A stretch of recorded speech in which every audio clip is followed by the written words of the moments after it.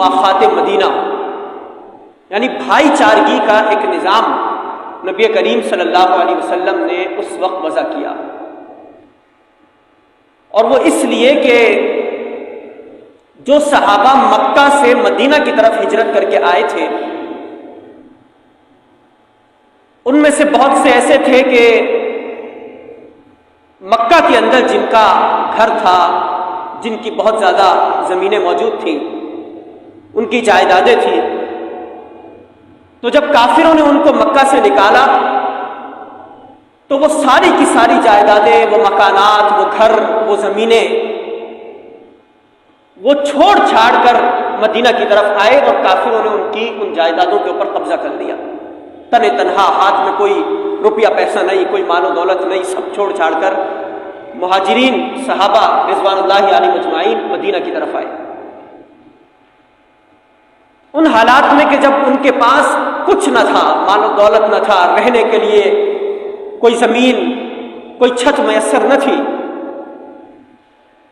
تو ان کی مدد انصار مدینہ کے صحابہ کرام رضوان اللہ علیہم اجمعین نے کی، اور وہ اس طرح کے نبی کریم صلی اللہ علیہ وسلم نے بھائی چارگی کا ایک نظام قائم کیا، اور ایک مہاجر صحابی کا بھائی انصار صحابی کو بنایا، اور پھر ان انصار صحابہ کرام نے ایک ایسی مثال قائم کی کہ تاریخ انسانی نے نہ اس سے پہلے اور نہ ہی تا قیامت تاریخ انسانی ایسی مثال دیکھ سکتی ہے۔ ایسی بہترین اخوت کی اور بھائی چارگی کی مثال انصار اور مہاجرین کے درمیان قائم ہوئی۔ ایثار کا، قربانی کا ایک جذبہ تھا کہ انصار نبی کریم صلی اللہ علیہ وسلم کے پاس آئے اور انہوں نے اعلان کیا، کہا کہ یا رسول اللہ، ہمارے پاس جو کچھ موجود ہے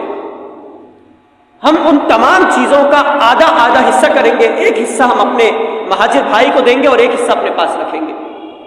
اگر ہمارے پاس ایک گھر ہے تو اس کے دو حصے، ایک حصہ مہاجر بھائی کا اور ایک حصہ انصار کا۔ اگر زمینیں ہیں، باغات ہیں،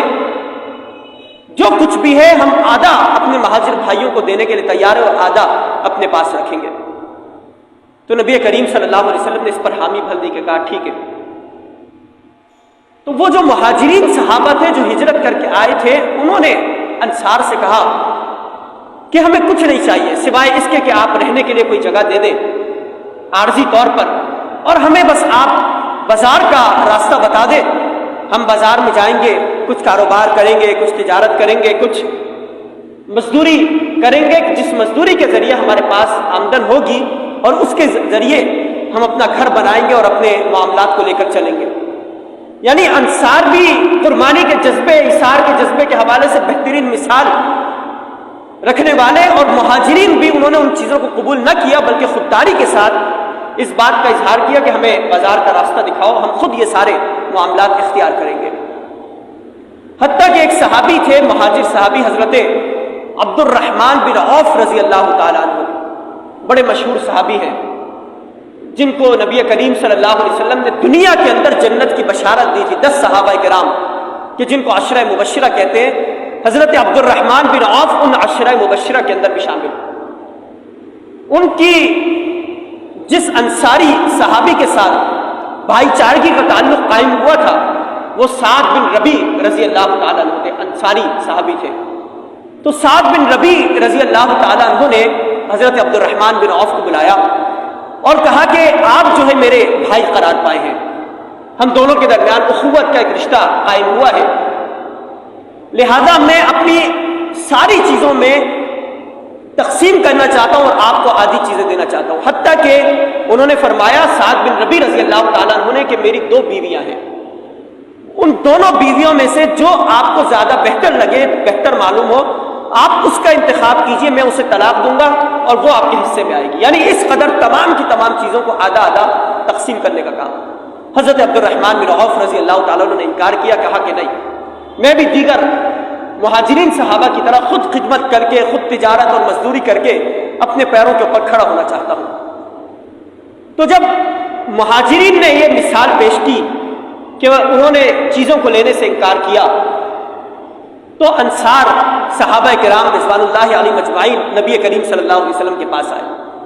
اور کہا کہ یا رسول اللہ یہ مہاجر صحابہ جو ہیں یہ تو ہم سے کوئی چیز لینے کے لیے تیار نہیں ہے، یہ بازاروں میں جاتے ہیں، مزدوری کرتے ہیں، اجرت لیتے ہیں اور اس سے اپنا گھر بار کا معاملہ اختیار کرتے ہیں۔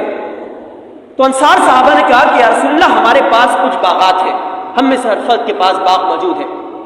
آپ مہاجر صحابہ سے کہیں کہ وہ ان باغات کے اندر مزدوری کریں،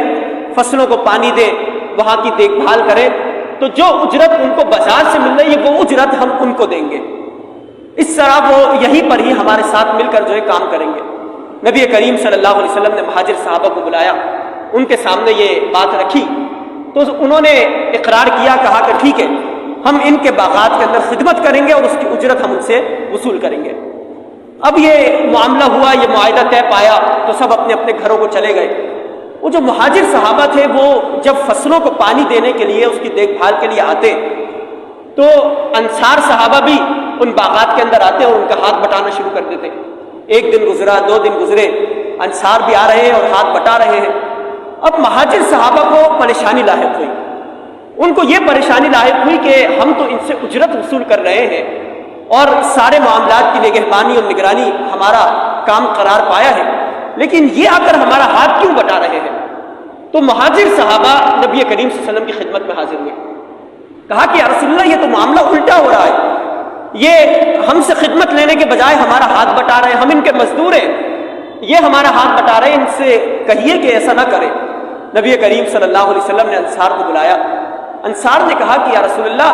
ہمارے درمیان جو معاہدہ ہوا تھا وہ یہ ہوا تھا کہ یہ ہمارے باغات کو پانی دیں گے، اس کی دیکھ بھال کریں گے، یہ معاہدہ نہیں ہوا تھا کہ ہم جو ہے اس کے اندر کام نہیں کریں گے۔ یعنی ایک ایثار کی اور قربانی کی اور اس کے جذبے کی بہترین مثال اس وقت کے معاشرے میں کہ جب مکہ سے مدینہ کی طرف ہجرت ہوئی تو مواخات مدینہ کا، بھائی چارگی کا اور اخوت کا جو نظام